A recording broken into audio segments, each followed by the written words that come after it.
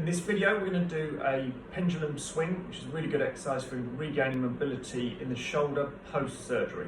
So for this, all you need to do is lean forwards on something with your good hand. You can place our good hand onto just a work surface or a table. Allow the surgically operated arm to dangle down.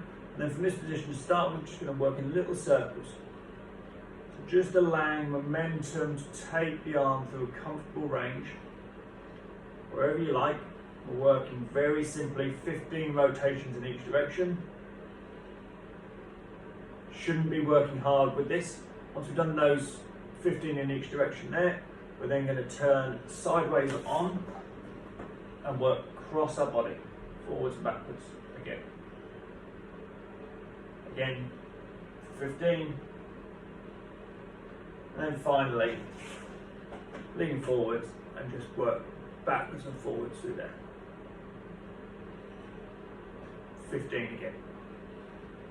Go through that 3 to 4 times.